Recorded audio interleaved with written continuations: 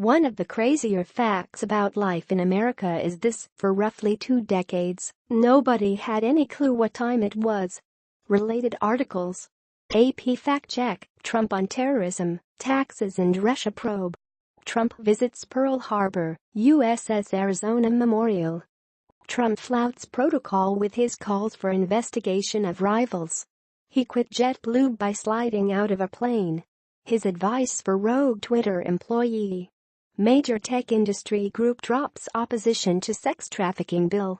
In office buildings, it could be 4 p.m. on one floor and 5 p.m. on another, an important matter for several reasons, including who punched out first to get to happy hour. People would step off airplanes with no idea how to set their watches. Ponder this head-scratcher. A short trip from Steubenville, Ohio, to Moundsville, West Virginia, became a symbol of the deteriorating situation. A bus ride down this 35-mile stretch of highway took less than an hour. But along that route, the local time changed 7 times.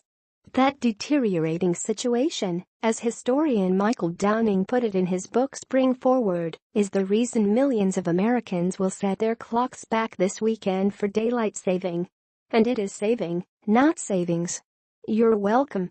Those who forget are going to be very early for Sunday brunch.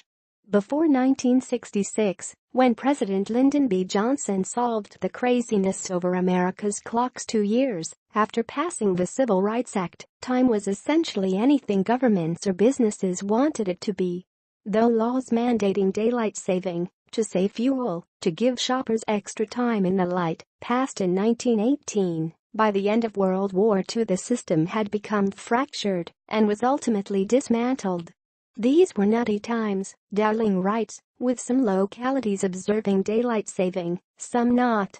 Left to their own devices, private enterprise and local governments, which had repeatedly demanded the right not to alter their clocks, took to changing the time as often as they changed their socks, setting off a nationwide frenzy of time tampering, especially in Iowa, which had 23 different daylight saving dates.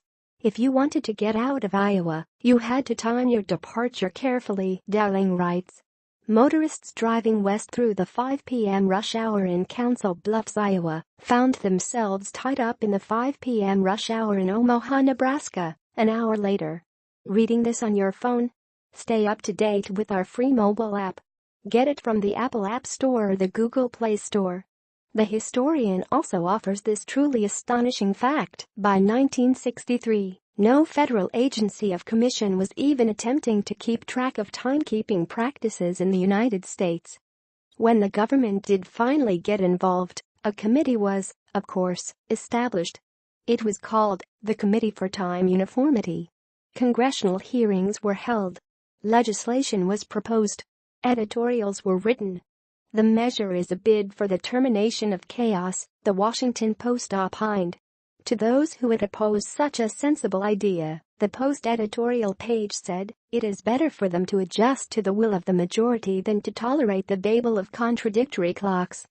The Uniform Time Act of 1966, designed to promote the observance of a uniform system of time throughout the United States, was signed into law by Johnson on April 13, 1966. 6 months later it became the law of the land, though one wonders, did it go into effect at the very same time in New York and Chicago, which is 1 hour behind? Actually, never mind.